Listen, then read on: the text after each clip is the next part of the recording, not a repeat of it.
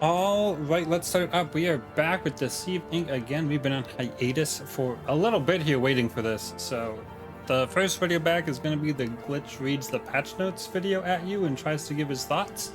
Uh, that is just what it is. It's probably not the most exciting return, but we're back and this is the video. um, don't actually know specifically what day this is going to come out. These are the work in progress patch notes. So if the real patch notes, when they come out, I'll have a pinned comment and I'll edit it if there's any changes. Usually there's no changes.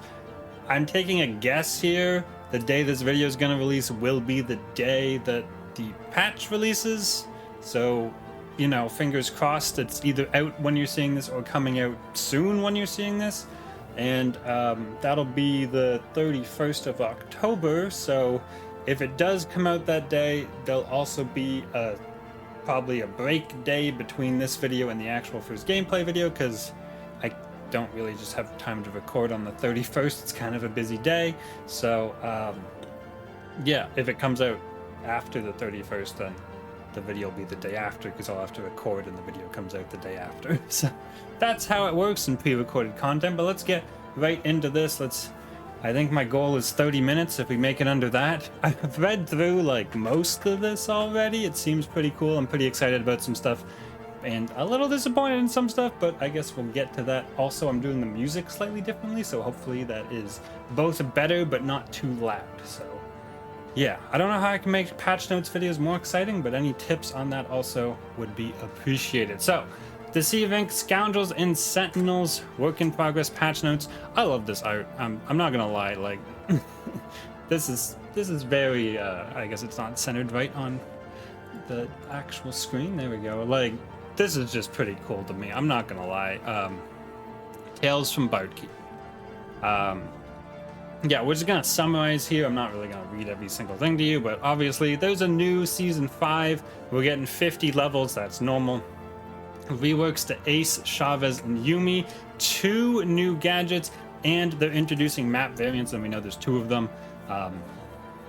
Balance changes, of course, and of course the level cap went out another 100 with another unique ink. This is all pretty expected from a new catalog. The one thing I do want to shout out here at the start: there's no new agent for this catalog.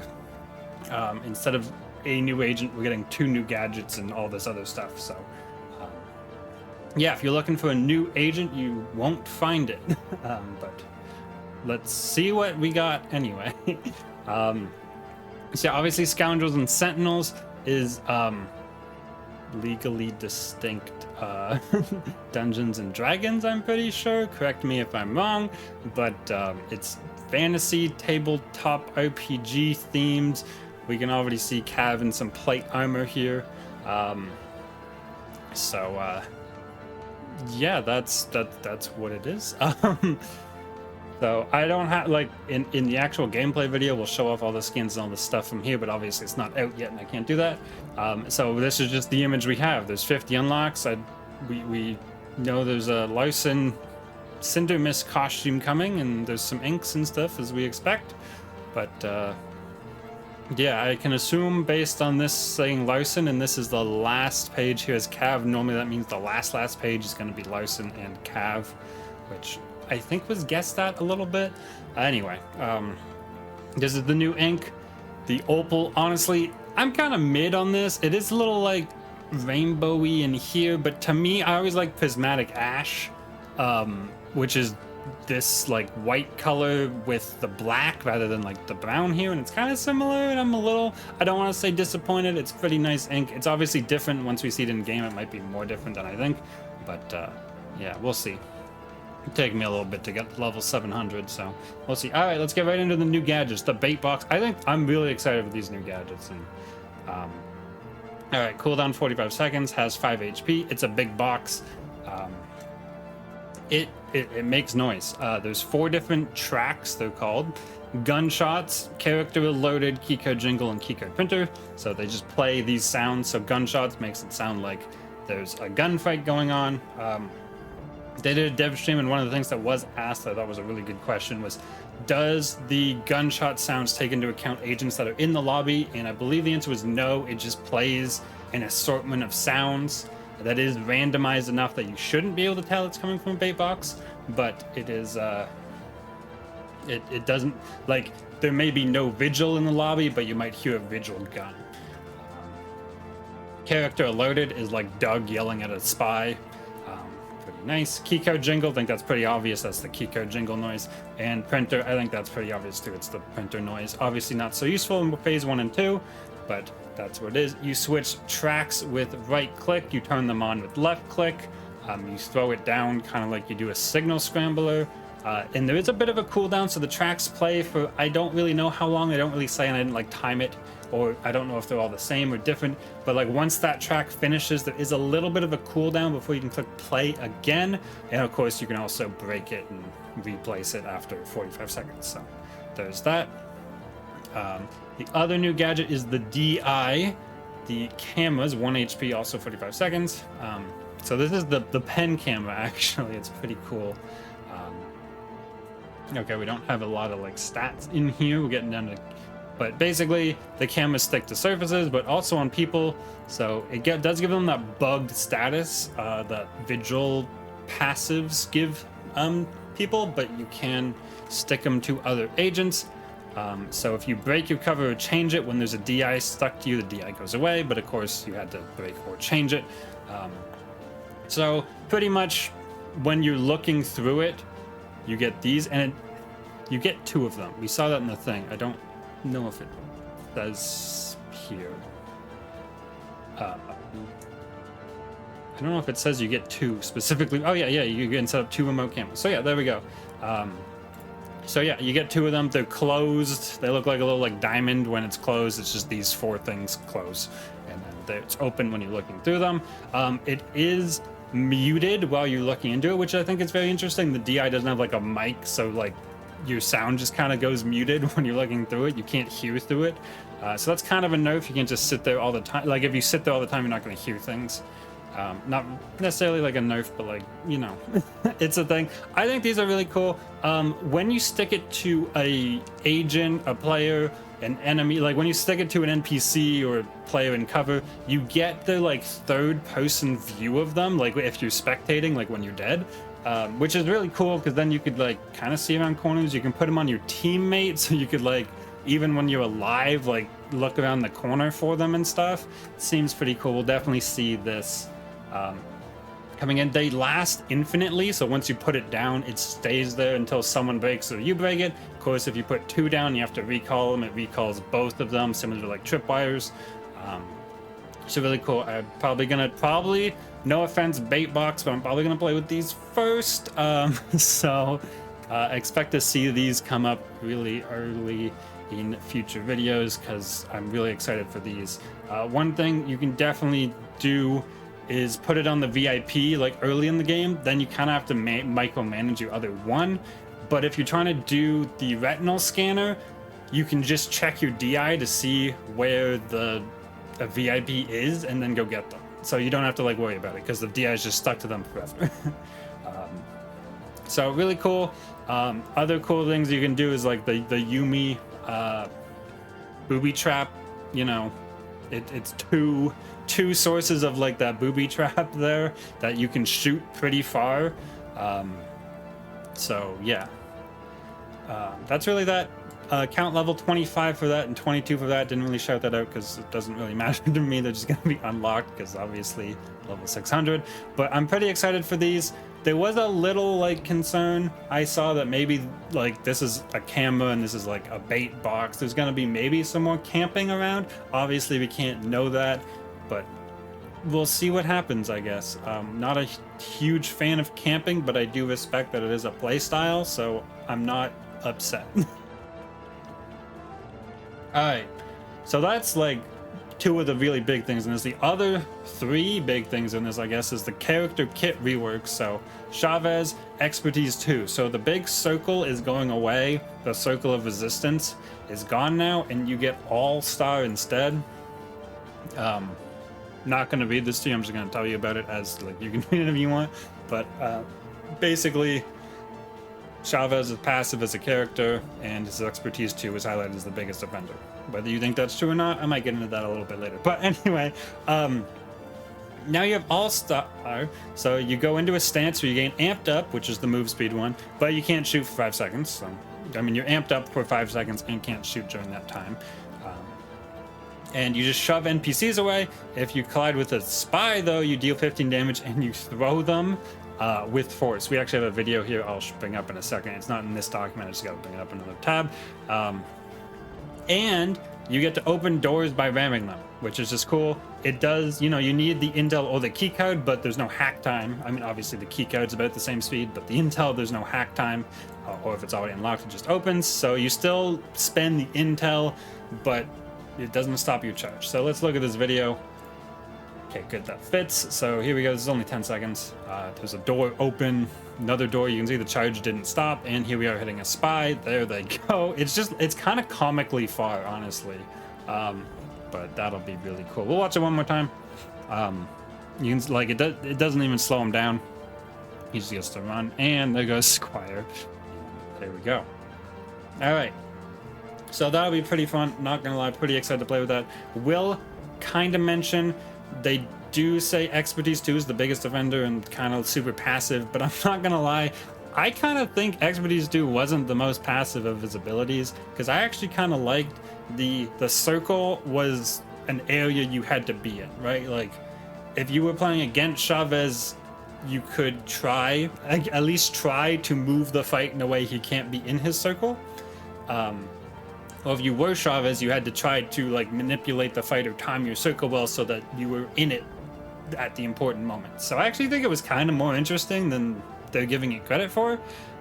Expertise 1 to me seems like the free, hey, this is kind of boring, you hit a button, get invulnerable, but I also understand it's kind of the new player one because it's his base one, and Chavez is, I don't want to say a beginner character available at the start, so it kind of makes a little sense they didn't want to change that. And Expertise 3 I do think is actually interesting. As much as I complain that I don't like it that much, it is kind of interesting. It's probably his most interesting. So I kind of get it, but I think Expertise 2, I think it was a little less passive than it is indicating here, but here we go. All right.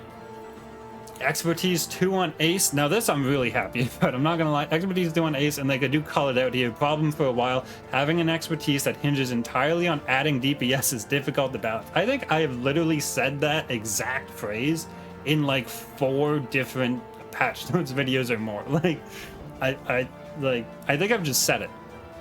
So I'm glad this is here. Like, this was a great idea. Whether or not this ability is good, the idea here is good. But let's talk about what it actually is. It's heat vision, new expertise. You detect players that have accumulated heat. You create a heat zone, which is kind of like Big Blind, but not really. It's similar but different. The more heat a player has, the tighter the zone, making finding who is the perpetrator easier. So it starts tracking players with half a heat level.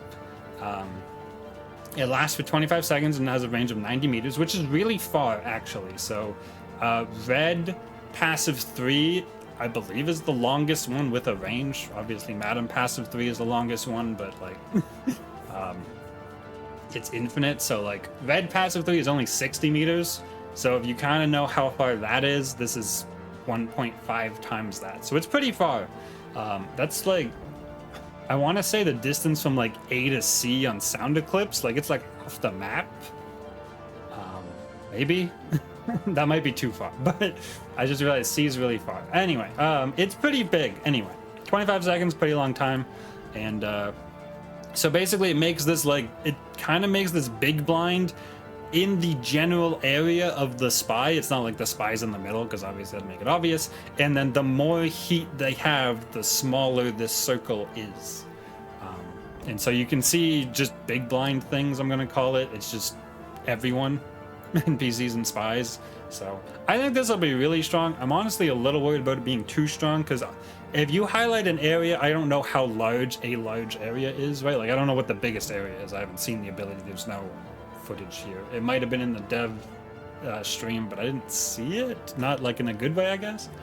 But like, if you say, hey, one of these people in this circle is a spy, I think I can probably figure it out, maybe, like, most of the time. So that's kind of what I'm concerned of. We're like, at least big blind, you don't know necessarily there's a spy in there. Like if you make a zone that guarantees there's a spy in there, I feel like I can track them down. But we'll see what happens. I'm excited for this one for sure, and I'm really excited that this is just gone. More than anything else, happy about that. All right. Yumi Bubbles rework. So every single Yumi expertise got a change. They now have these cores. You can kind of see it there. Kind of wish this picture was a little better, but you can kind of see it right there. There's a core, not like there's this dot on it, but it's this like half circle bit here. Rivals can shoot this pellet, which shuts down the bubble, and Yumi's cooldown goes off once the bubble's gone. And so basically, they gave it this big downside of there's a core here that rivals can shoot. I don't think it says how much health, but I'm assuming it's like 1 or 5. Like that seems to be the numbers they're going with. It's pretty low. So they kind of nerfed it by giving this hey, anyone can turn any of Yumi's expertises off. This change here is applied to her 1, 2, and 3 expertise. All 3 of them have this core now. You got to be careful with your placement. But then they also, they nerfed them all with that, and then they buffed them in different ways. So the EMP Blast has range and duration, so it's a lot bigger. Well, not a lot. Actually, we have the numbers right here. Those are on screen, yeah. So they made it 1 meter radius bigger, so 2 meters-ish total. And then they made it last from 12 seconds up to 20. So it lasts a lot longer. It's a little bit bigger. And so you get like corridor denials, but also the bubble now deals a small damage over time at a rate of 1 damage per second, which isn't a lot, but I'm still concerned. So you're obviously slowed in here. Like if no one remembers what EMP does, you can't place gadgets while you're in there, so you can't bounce pad out of this. You're already slowed while you're in there, so it takes you a while to get out. It's slightly bigger now, so if you have to walk through the whole thing, it's going to take you a little bit. I don't know how long, but if it takes you 10 seconds, you're going to take 10 damage. And obviously, you can shoot this thing at any time, but like I wonder how this works. Now that it does damage, I assume it breaks your cover, so you can't just like walk through it if you're like in cover trying to be stealth and like approach and just be an NPC. That's just not an option anymore. So because I assume now it breaks cover when you walk in it, although it might have before. Honestly, can't remember. Been a minute. But like the other thing to remember and why I'm really concerned about this is expertise like this don't go away when the person dies. So if you're fighting a Yumi and she puts this bubble on and you like are in the middle and then you kill the Yumi, you win the fight, this bubble, I don't see any indication that this bubble is going to disappear, which means you're still going to take this dot damage until you get out of there or you shoot the core, which seems easy, but is it? We don't really know. So I'm a little concerned about the dot effect. Kind of wish it wasn't there, but I haven't played with it yet, so I'm willing to give it a chance, but I think I'm gonna hate it. This part with the core seems good. We'll see how this part actually affects it. I think that's all on that. Yeah, healing bubbles up next. Also got the core, obviously, but they changed this one a lot. So not a lot. It does the same thing, but the numbers here changed a lot. So the healing ticks happen more often. You know, every 3/4 of a second instead of every second. It's bigger. Right? Actually, it just says healing bubble radius got bigger. It lasts longer and it ticks quicker, but the ticks only heal 5 instead of 10. So the overall healing is higher than before, but it takes twice as long. So, you know, also there's the core now. This is one of those, they changed everything and I don't know how to feel about it yet. I think it'll be okay. Because previously with the health ticks at 10 and just the way the health ticks like worked, if you just spammed melee on Yumi, she actually healed, which didn't make any sense, but that's actually how it worked. So if you were like needed to reload and Yumi was in the healing bubble and you were like, oh, I'll just hit her a bunch because she's just healing, not doing anything, and she's low. If you just slapped Yumi with like base melees, she would end up with more HP. So I'm hoping that this tick change, where they like halved it but made it slightly faster, like they didn't make it twice as fast, but they made it half as good, changes it so you just slap a Yumi while she's in the healing bubble, she actually loses HP. That'll be good, even if all this happens. And again, there's always the bubble core, reloading, blah, blah, blah. Yeah, so that's my hope for this. If it's like that, where I can just keep hitting the Yumi while she's healing and she's actually losing HP, I'll be happy with it. If it's the other way, we'll see. The bubble core, it's one of those, like I said, they changed enough that I can't know for sure. Okay, and then nano fields, they renamed this one. I do want to point that out.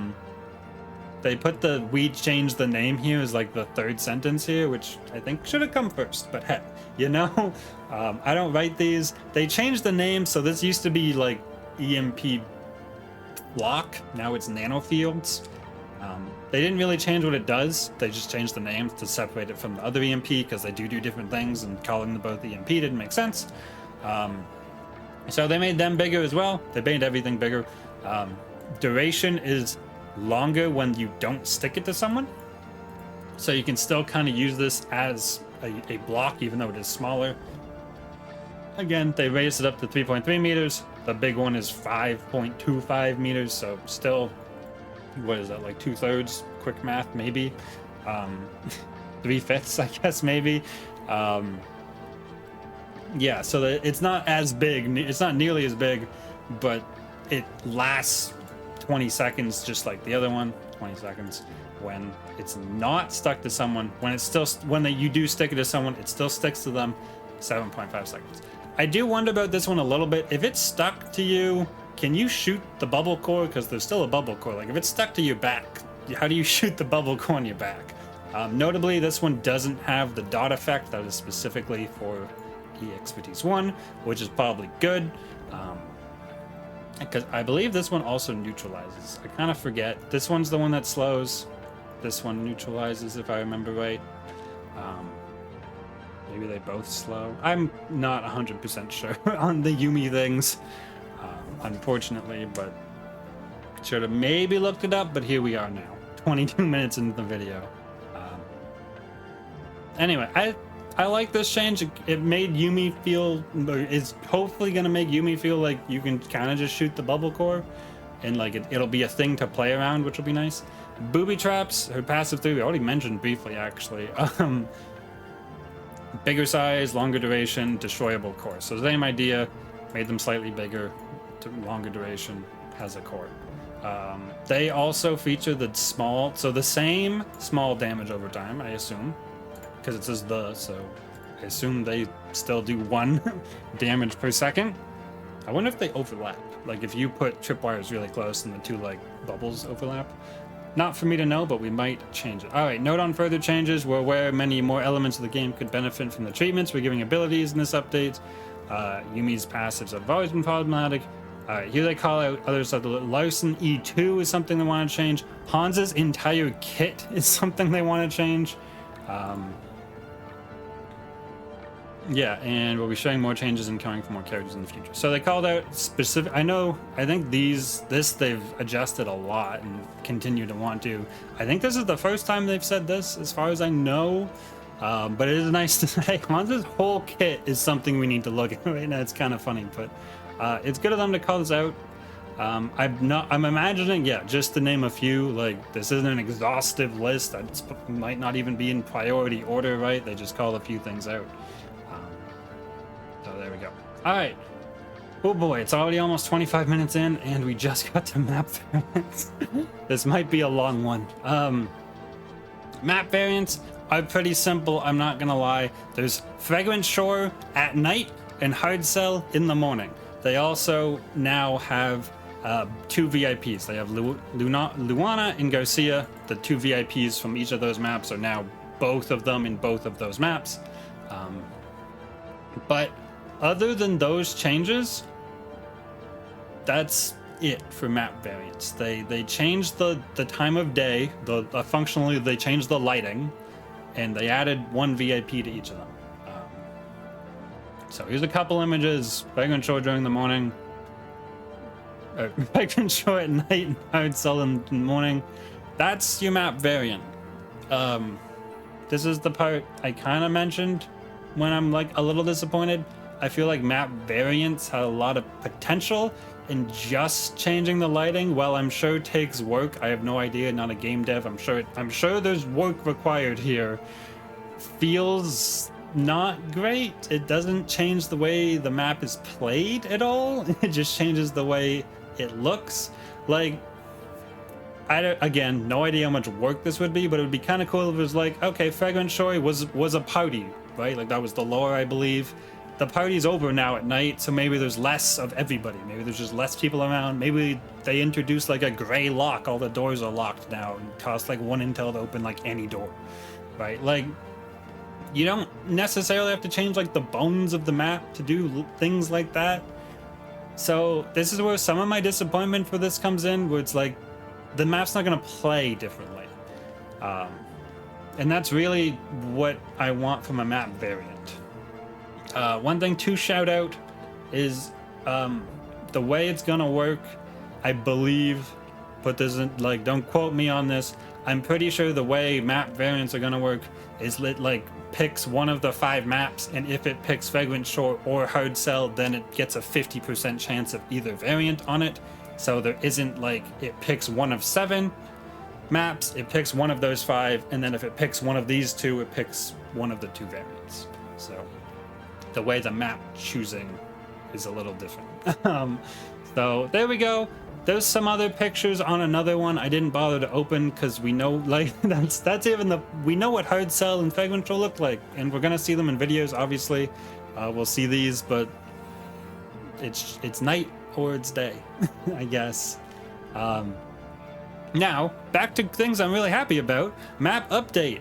The yacht has arrived. So there's always this yacht in the background, not actually in the background of here, but like in various parts of Fragrant Shore, and like one update it moved and like people freaked out. They're like, the yacht moved. It's a big deal. And it was, but it moved again. Now it's here.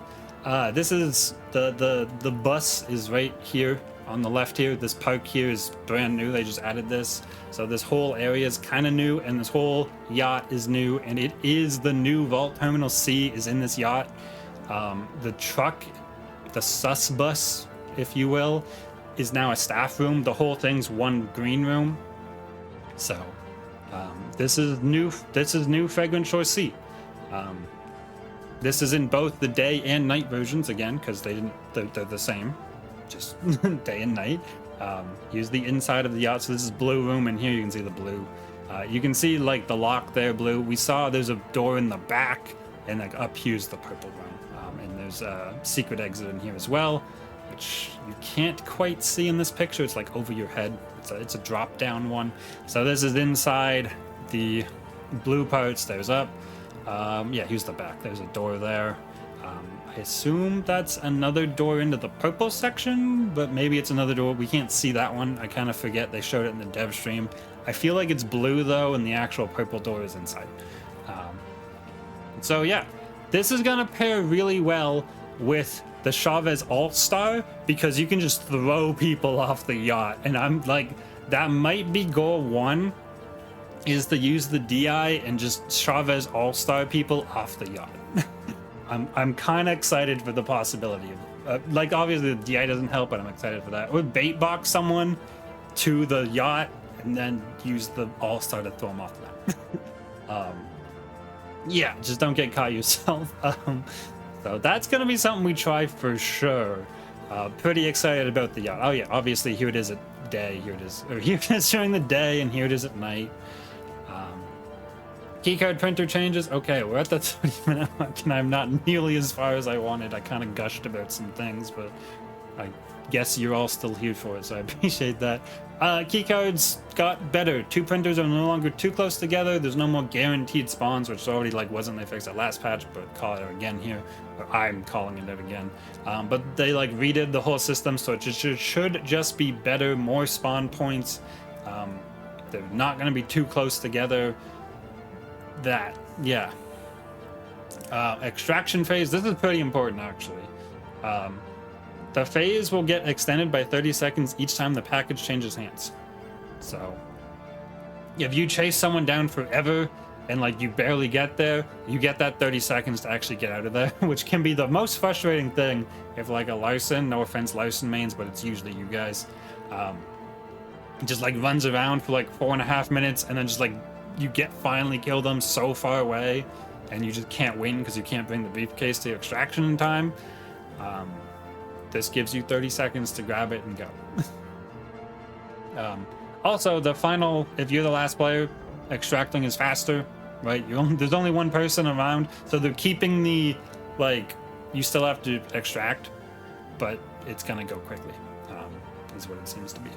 So, yeah, it kind of defeats the point, but I guess once you get on the point, that's two different meanings of the word point, but the reason they like want you to extract with the briefcase, even if you're the last Spire team, is because they don't want you to know for sure that you're the last Spire team, even though you can kind of know sometimes. But now that this goes faster, you'll probably be able to see it's going faster, so you'll probably know, but you probably knew anyway also, so maybe it doesn't matter.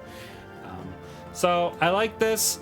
I do, of course, have a concern of what if you just have Larson steal the package and Larson steal it back and then back, forth, like as long as each steal is less than 30 seconds, then the time's just artificially extended. But I guess unless some duo got in the same game and like intentionally is doing that, then it's probably not a big deal. This is neat. More XP. The first person to grab the package gets 500 XP. So it's a little more worth it if you want the XP. They changed how guards work.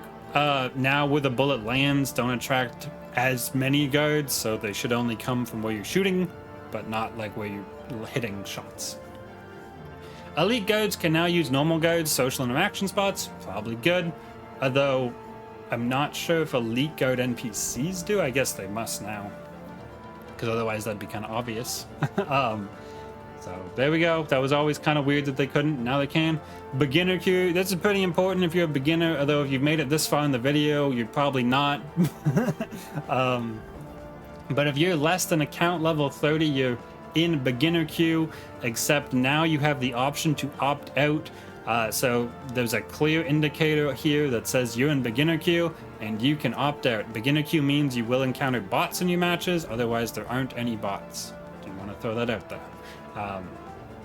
So you can opt out at any time, and if you're still less than level 30, unless they change, again, they could change the beginner queue like account level, but currently it's 30, you can always opt back in.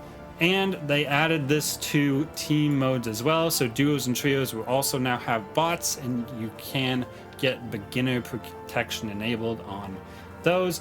Doesn't really say what'll happen if like one teammate's like level 1 and you're like level 32. It doesn't really say, but I'm sure there's a system. You can now toggle ADS. It's a setting. Sure. All right, here's the balance. We're 33 minutes in and we just hit the balance section, which is the section I'm kind of most excited for. This is the section I didn't read yet because I really wanted to do this quote live, but we're 33 minutes in. So yeah, one of the things I really wanted from Catalog 5 was like a big balance overhaul because it was feeling a little stale. One of the reasons we were on hiatus for a while was just the game was kind of stale.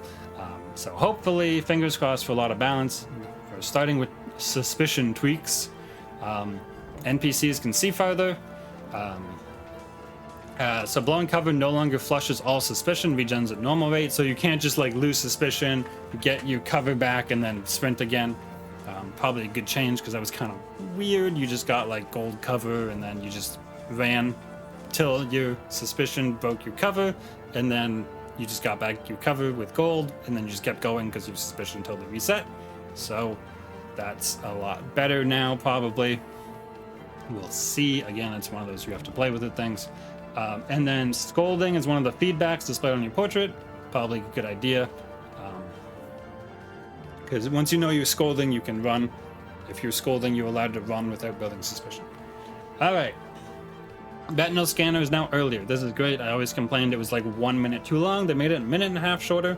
It no longer costs 40 at max. Now it's 30. And instead of going down by 10, it goes down by 5s, 30, 25, 20. They don't really think this will adjust too much. Personally, I don't really think it will either. Again, it'll just be more available when I want it to be available, which seems to be good. And then like this isn't going to be a huge change because usually it was 20. I can't think of a single instance where I tried to use it where it wasn't 20. So that number didn't change. All right, now agent balance. All right. Jack of diamond, charge time down, charge delay down, fire rate up, and visual indicator is better. So I assume this is buffs. Yeah, charge time down would be buff. Takes less time to charge, less time to ready another charge, and more shots per second. Those are all buffs. I'm pretty excited for ace buffs. And I do think, like, because they removed ace e2 in its old way that they were able to buff this, I do think that was like preventing them from buffing this weapon. So I'm glad they like removed it and then immediately buffed it, or in the same patch. So we'll see. Hopefully this visual indicator is good. Didn't really touch any other ace stuff.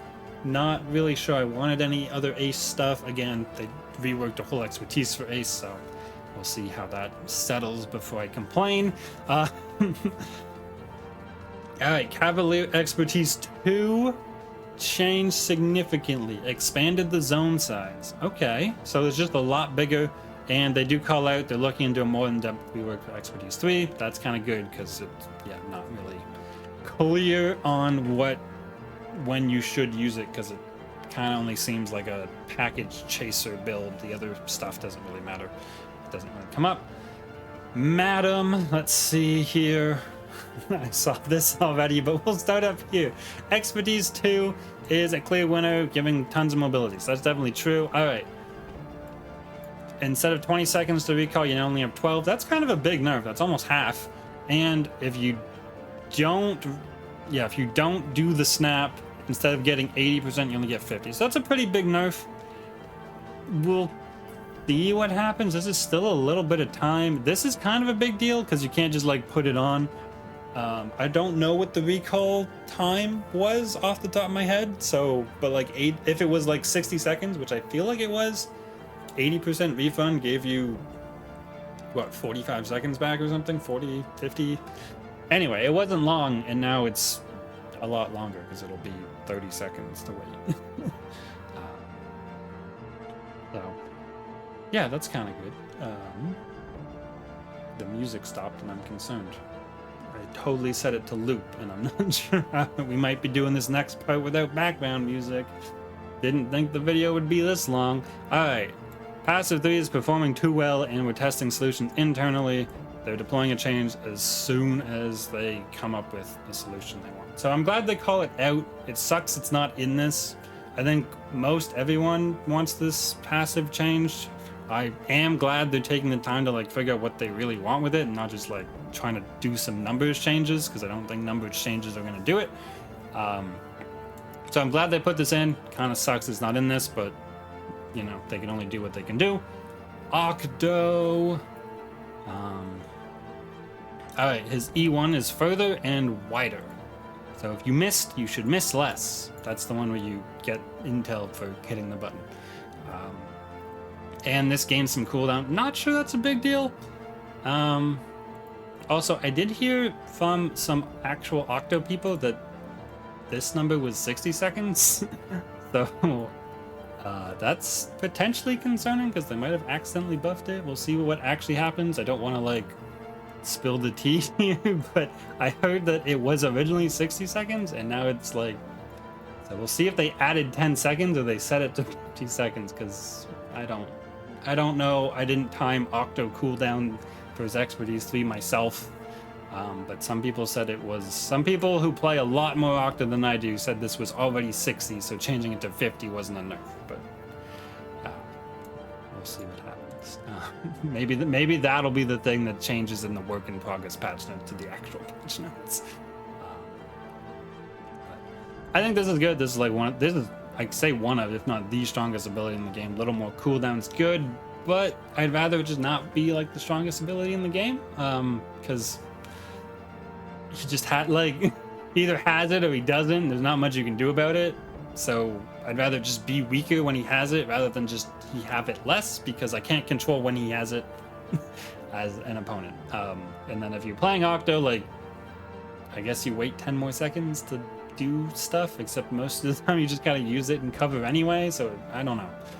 This one doesn't seem like it's gonna make that big a deal, assuming it's actually a nerf. I don't think this is gonna move the needle on this at all. Jack of Hearts, the red dot got smaller. Cool. Not really. It's technically a buff, I guess, if you can. Yeah. Alright, Vigil got a variety of touch-ups with the goal of making her more comfortable. Alright, that's important because she was uncomfortable to play as. Okay. Little more shots before overheating. That's good. And then you get a little more ammo. That's also good. I like this. I felt like it always needed like 2 or 3 more, so they gave it 3.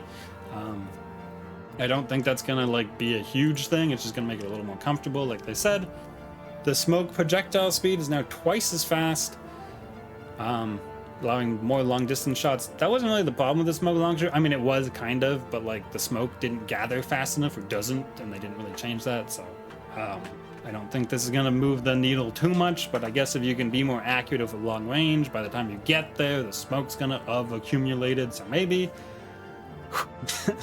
Passive 3 prevents NPCs. That's good, because the whole reason it didn't do anything was because NPCs just opened the door, so that's good. And no longer prevents you or allies from getting intel. Pretty good. It was kind of dumb it did that in the first place.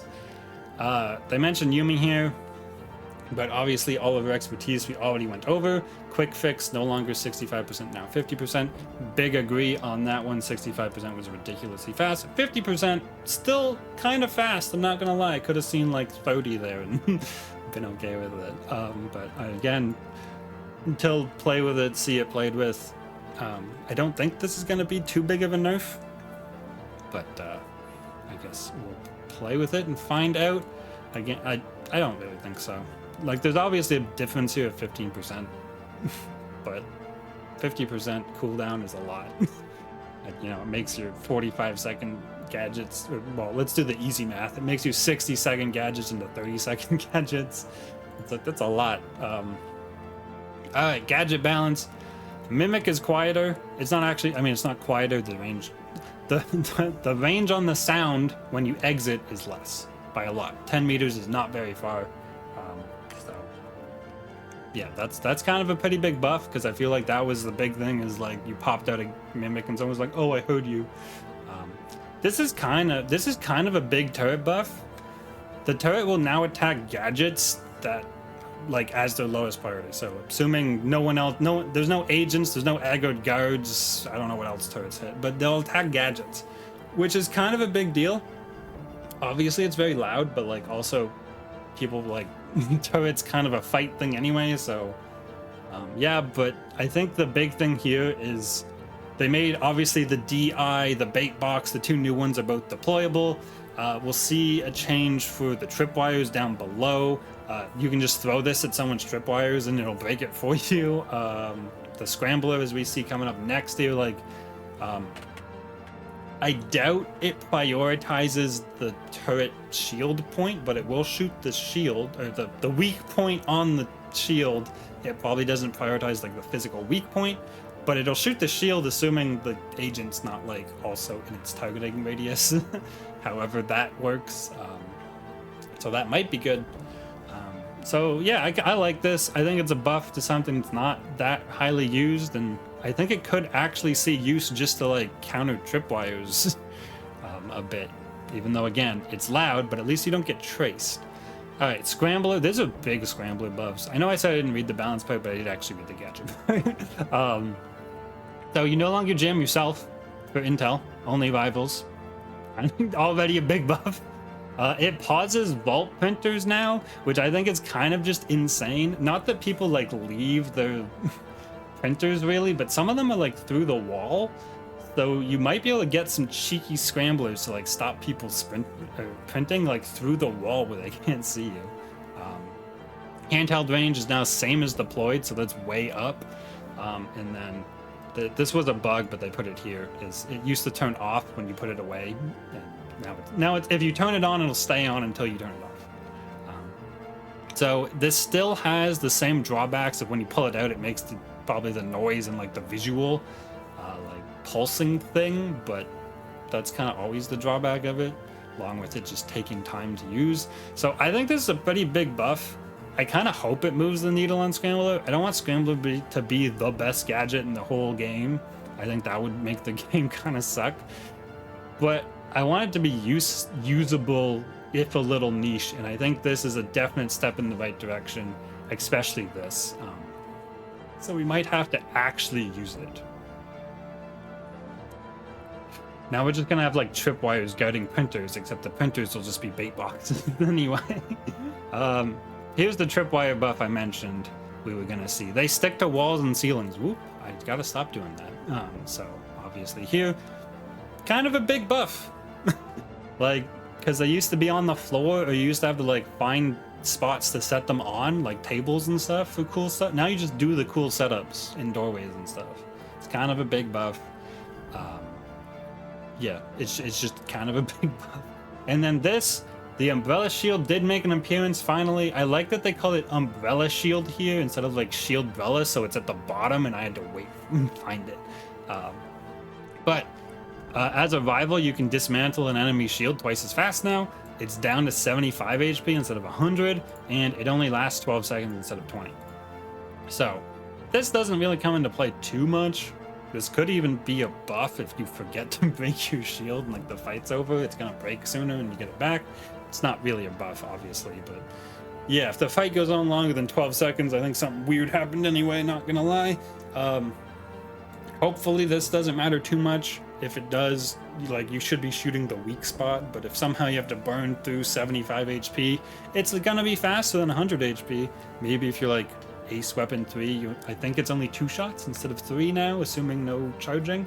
And then this I think is a big deal, because that's half the time. It used to take a long time, and now it's half the time, so that's great. Okay, that's everything except for the bug fixes, but I don't usually go through. I do want to call this one out because it's hilarious. Exactly, if someone was exactly 100 or to 109 levels ahead of you, they wouldn't give you XP when you killed them. Yeah, obviously you can kind of read these yourself. I'll scroll through slow, but also the thing will be linked. I think there's one other one I wanted to call out specifically. It's coming. It's coming. Right, that's the drone. So I think this kind of should have been in the drone gadget balance section, but basically a little bit ago they accidentally lowered the drone boost speed or sprint speed. Now it's back, so the drone is kind of faster than it was on this latest patch. I'm not exactly sure when this broke, but it's back to the way they intended.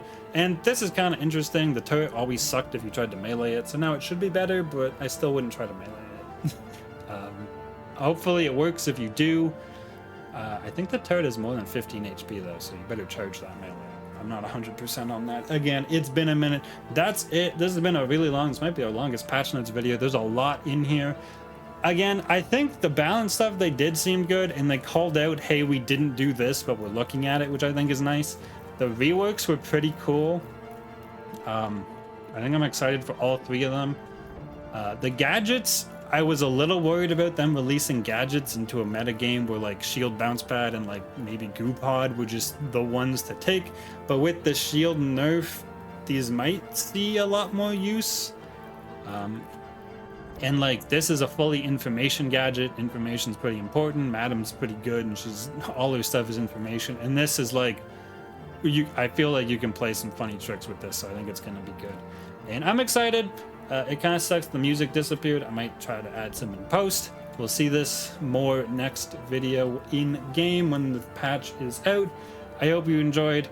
We'll be back with gameplay as soon as I can be. I already went over that, and time for me to sign off. This has been a long video, so like if you enjoyed, subscribe if you want to see Deceive Inc. content, and I will see you in the next one.